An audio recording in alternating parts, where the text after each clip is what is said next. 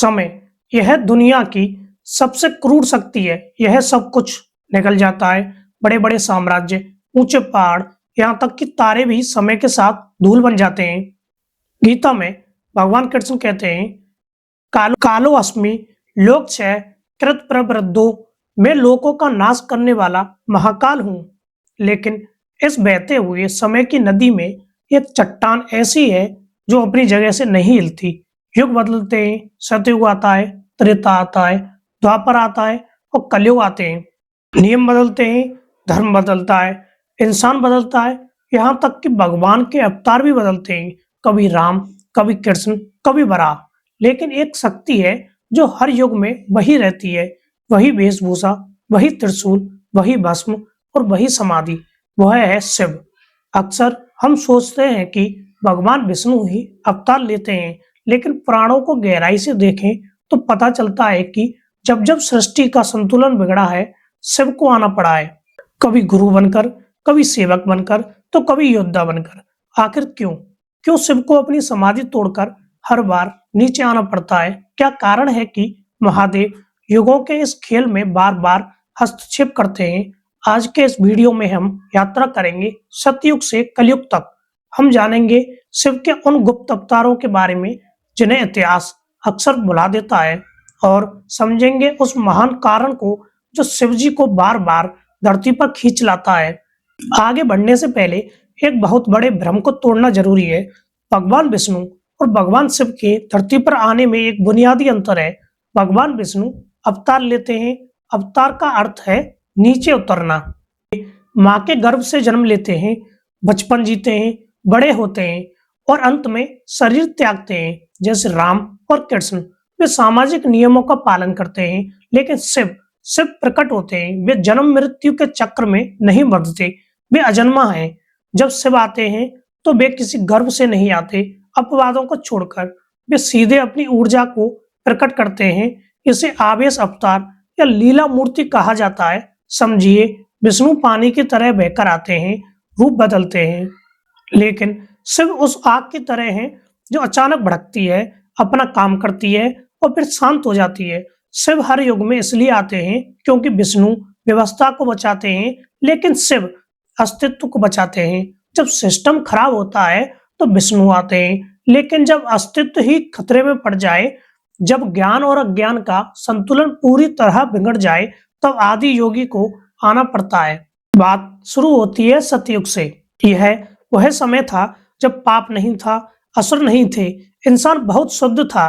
तो सवाल उठता है, ऐसे समय में शिव को आने की क्या जरूरत थी? सतयुग की समस्या पाप नहीं थी, सतयुग की समस्या थी अज्ञान।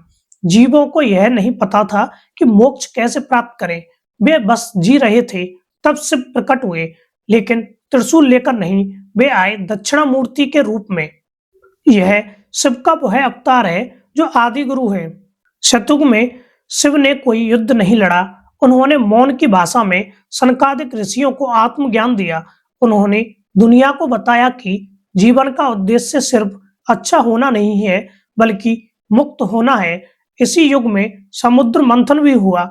जब जब हलाहल विष निकला तो न ब्रह्मा उसे रोक सके, न विष्णु, क्योंकि वह विष पूरी सृष्टि को मिटा सकता था। तब शिव को अपनी समाधि छोड़कर आना पड़ा। नीलकंठ बनकर उन्होंने काल को अपने कंठ में रोक लिया। निष्कर्ष, सतयुग में शिव इसलिए आए ताकि ज्ञान की स्थापना हो सके और सृष्टि असमय नष्ट ना हो। समय का पहिया घूमा, त्रेता युग आया। यह मर्यादा का युग था। भगवान विष्णु ने राम का अवतार लिया। राम को धर्म की स्थापना करनी थी, रावण का वध करना था। लेकिन रावण शिव का परम भक्त था। उसे शिव का वरदान प्राप्त था। शिव के वरदान को काटने की शक्ति किसी में नहीं थी, स्वयं विष्णु में भी नहीं, क्योंकि वे नियमों से बंधे थे।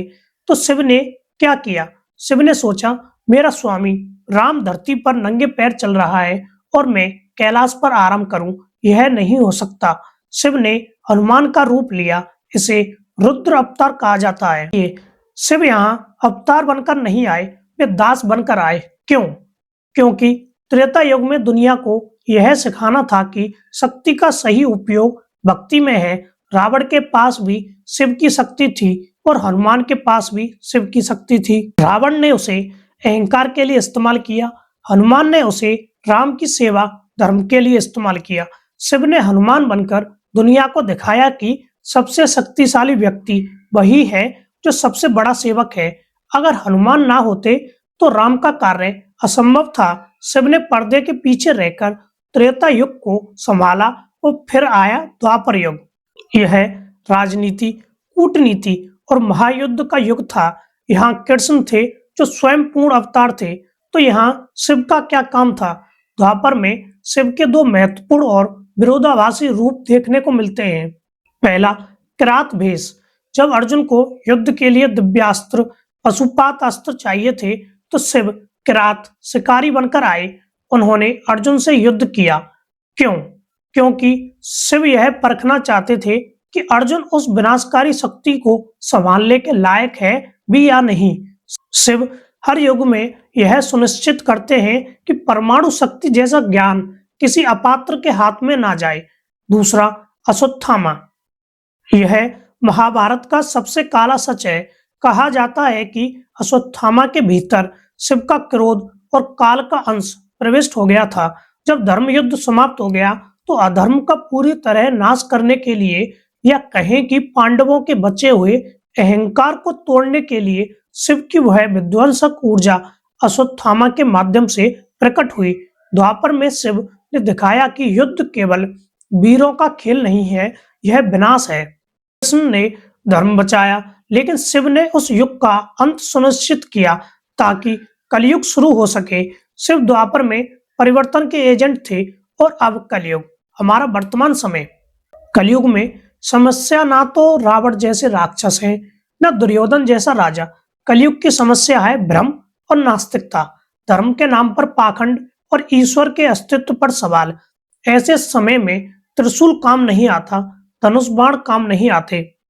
इसलिए शिव को फिर आना पड़ा, लेकिन इस बार हथियार लेकर नहीं, तर्क और बुद्धि लेकर वे आए आदि गुरु शंकराचार्य के रूप में। पुराण कहते हैं कि शंकराचार्य साक्षात शिव का अवतार थे। मात्र 32 साल की उम्र में उन्होंने पूरे भारत में पैदल यात्रा की। उन्होंने शस्त्र नहीं उठाए, उन्होंने शास्त्र उठाए। उन्होंने उपनिषदों के ज्ञान को फिर से जीवित किया। उन्होंने अद्वैत वेदांत की स्थापना की। अगर शंकराचार्य ना आते तो आज सनातन धर्म शायद किताबों में ही रह जाता। कलयुग में शिव ने हमें बताया कि ईश्वर को बाहर मत ढूंढो, अहम ब्रह्मास्मि, मैं ही ब्रह्म हूं, उसे अपने भीतर देखो। इसके अलावा नाथ परंपरा में गोरक्षनाथ को भी शिव का ही स्वरूप माना जाता है, जिन्होंने हठ योग दिया ताकि कलयुग का कमजोर मनुष्य अपने शरीर को स्वस्थ रख सके। हमने इतिहास देखा, लेकिन इसका दार्शनिक कारण क्या है? शिव हर युग में क्यों आते हैं? इसका उत्तर है संतुलन। ब्रह्मांड 3 गुणों से चलता है, सत्व विष्णु, रजस ब्रह्मा और तमस शिव। जब भी समाज में गति बहुत बढ़ जाती है या भोग बहुत बढ़ जाता है तो उसे रोकने के लिए वैराग्य की जरूरत होती है। विष्णु जी हमें जीना सिखाते हैं, लेकिन शिव हमें यह याद दिलाने आते हैं कि यह सब अंत नहीं है। हर युग में शिव आकर एक ब्रेकर का काम करते हैं। वे इंसान को याद दिलाते हैं कि तुम सिर्फ शरीर नहीं हो, तुम आत्मा हो। सतयुग में ज्ञान दिया, त्रेता में सेवा दिखाई, द्वापर में शक्ति का परीक्षण किया, युग में आत्म ज्ञान दिया। शिव इम्यून सिस्टम की तरह हैं। जब भी ब्रह्मांड रूपी शरीर बीमार पड़ता है, शिव रूपी एंटीबॉडीज प्रकट हो जाती हैं। तो दोस्तों, क्या शिव का काम खत्म हो गया? नहीं। पुराण कहते हैं कि कलयुग के अंत में जब भगवान विष्णु कल की अवतार लेंगे, तब उन्हें अस्त्र शस्त्र और ज्ञान देने के लिए फिर से परशुराम, जो शिव के शिष्य हैं और स्वयं शिव गुरु रूप में उपस्थित होंगे। शिव का प्रकट होना एक घटना नहीं, एक सतत प्रक्रिया है। आज भी जब आप ध्यान में बैठते हैं और आपको गहरी शांति महसूस होती है, तो वह शांति ही शिव का अवतार है। आपके भीतर का विवेक ही आज के युग का शिव है। प्रश्न यह नहीं है कि शिव कब आए थे, प्रश्न यह है कि क्या शिव आपके भीतर प्रकट हुए हैं? क्योंकि युग बदलने के लिए भगवान का इंतजार मत करो, अपने भीतर के शिव को जगाओ। युग अपने आप बदल जाएगा। क्या आप अपने जीवन में उस शिव तत्व को महसूस करते हैं, नीचे कमेंट्स में जय महाकाल या शिवोहम लिखकर अपनी उपस्थिति दर्ज कराएं। अगर आपको यह काल चक्र की यात्रा पसंद आई तो वीडियो को लाइक करें और अपने दोस्तों के साथ शेयर करें। ऐसे ही गहरे आध्यात्मिक और दार्शनिक वीडियो के लिए दार्शनिक आकाश सोगरवाल चैनल को सब्सक्राइब करें। ओम नमः शिवाय।